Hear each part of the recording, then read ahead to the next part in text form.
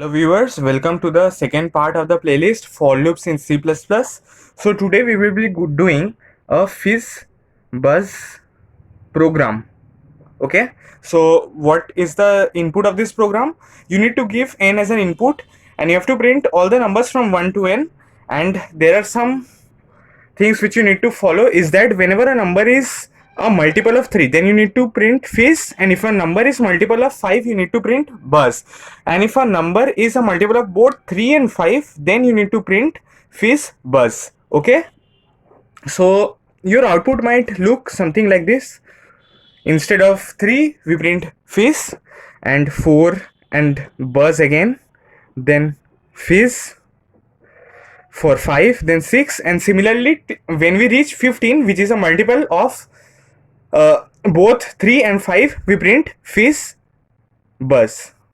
Okay, so this is your program. So let's see how we can do it. Let's take an input in n. First of all, first we declare n and then take input in it. Then what do? We run a loop because we have to print all the numbers from 1 to 15 or 1 to whatever n is given. So obviously we have to iterate by 1 and start from 1, I less than equals to n, I plus plus. And what will be the obvious approach? First of all, we will discuss that if I mod 3 equals to 0 and I mod 5 equals to 0, mind you, we will write double equals to, as we have seen in the previous videos, that single equals to is a wrong syntax, and to check two conditions are satisfied or not, we write double AND. Single AND is a bitwise operator, so don't make the mistake of using that. We write double AND and double equals to, and we check for this condition and print cout FizzBuzz and then endl, because we are printing it in the next line. Else if I mod 3 equals to 0, means if the number is a multiple of 3, so the remainder will be 0 in that case, fizz, and if it is a multiple of 5, then buzz cout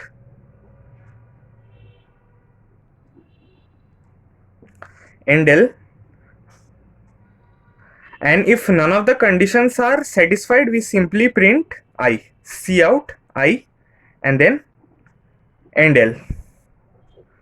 So if you have watched my previous videos, you might have seen I am putting a lot of focus in this modulus operator. So what is the problem with this modulus operator?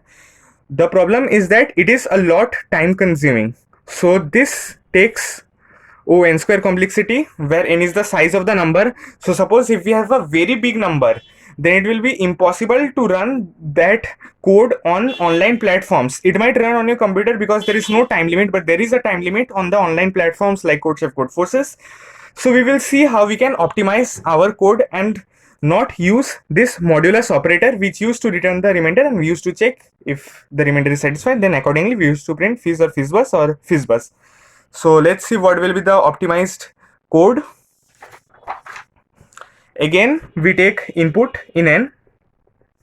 Mind you, we don't want to use the modulus operator. So similarly, again, we will run a loop from 1 to n and then I plus plus. Okay. So now what do we do? If you can think of any solution, then it's pretty good. Otherwise, we are doing it over here.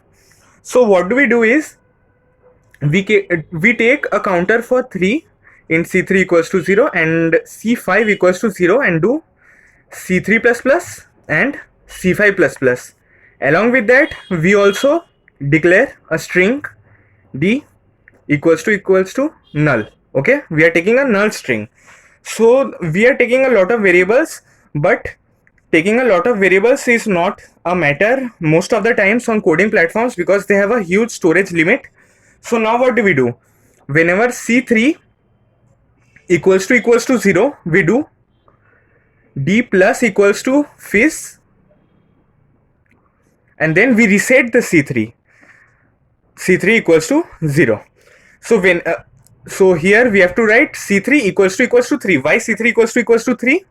Because first the loop runs for first time, then its value was 1, second time its value was 2, and the third time its value was 3. So whenever C3 becomes 3, it is indicating that the I is a factor of 3, which means it is a multiple of 3 and it is divisible by 3. So we have to print this fizz. So similarly, if we get C5 equals to 5, which means whenever C5 is 5, then I is a multiple of 5.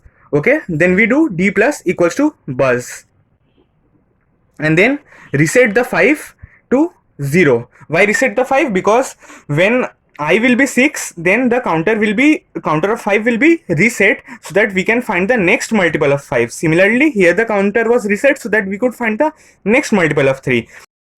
And whenever I will be a multiple of, let's say, 15, then both C3 will be equals to 5 and C5 will be equals to 5. So that time D plus will equals to fizz, will add fizz to D, and then buzz will add buzz to fizz. So in totality D will be fizz buzz. So we will check if D is empty, which means none of these conditions were satisfied, because the string will then remain empty. Then if D equals to null, then what we can do is we can see out I, because we have to print the numbers when they are not a multiple of 3 or 5, and then else we print D.